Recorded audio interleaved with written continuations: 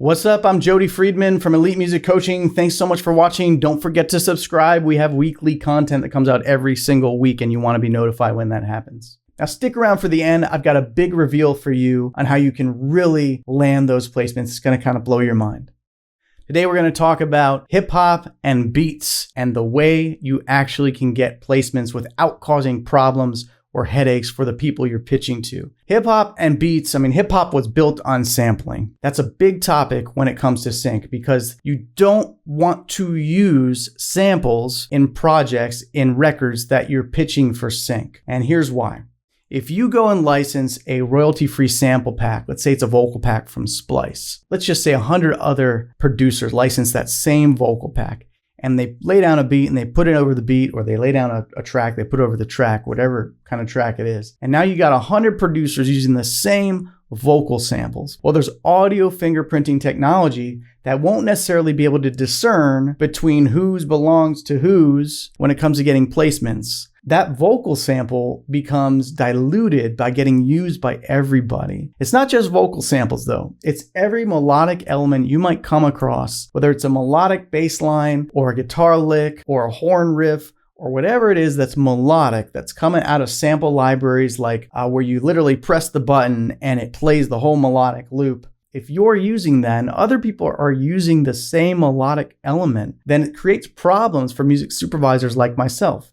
Let's say you pitch me your song that has that element, and then Janet pitches me her song that has that element. I hear the same element in both, and I'm thinking, these are two identical. I'm just not going to go to either one to play it safe and protect my client. I need something original. Music supervisors need original content. We do not want stuff that sounds the same across from record to record to record. Not only that, but it poses a legal liability for our clients to license something like that. Another reason that you shouldn't be using those samples, even though they might say this is royalty free, there is language in their user terms and agreements that does not jive with the language in the Netflix contracts or the ABC contracts or the HBO contracts or whatever company it is, whatever production company is licensing that beat. There's language in that contract that does not line up with the language in those user agreements coming from Epidemic Sound, Splice, Soundstripe, Artlist, all those companies that make licensable music, that offer sample packs. All those companies have their own user terms and agreement that work for them, and they're aimed to serve you either as a producer, beat maker if you're going to Splice,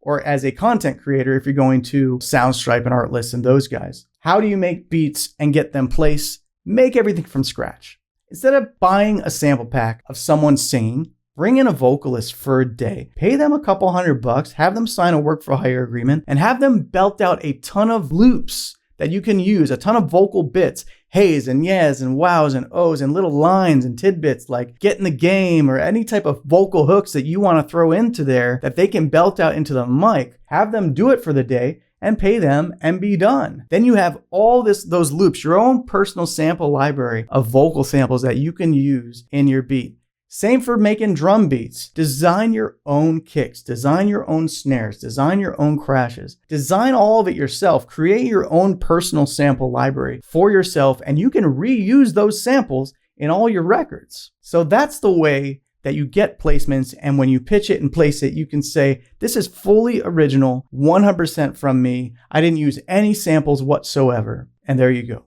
All right, the big reveal, you guys, that I mentioned at the top of the video. Some of you may be wondering about those loopable loops, those royalty loops that are inside of Logic or inside GarageBand or inside your DAW. They come with your system and they're loopable bits. They are royalty free indeed. However, it's the same thing that applies for those. You do not want to use those if they're melodic. There are melodic elements, even drum loops. You just don't want to use them because everybody's using those. Every amateur is going into their DAW and picking those loops and using those in their records because they want to bang it out fast. They don't want to take the time and do what's really required in the craft, which is producing all your beats, all your elements by yourself. That's what it takes to be a musician. You either mic up the kick drum and play it and track it, mic up the hi-hat and track it, or program it somehow, but make it original to you. We're lucky to live in a modern age where we have computers and programs. We can program our own unique kick sound. We can program our own hi-hat. You can do that and design it and then save it, but make sure it's unique. You're not just plucking it from something and using theirs. That way you know it is yours, fully original. There's no chance someone else is going to be using that beat. And you can rock your licenses all day long. All right, if you like what you heard, don't forget to download this guide. I'll include the link below. It is absolutely free, and we will help you take your licensing career to the next level. Peace. If you're interested in getting your songs into your favorite TV shows, films, commercials, trailers, and video games, you're going to want to check out the free guide below.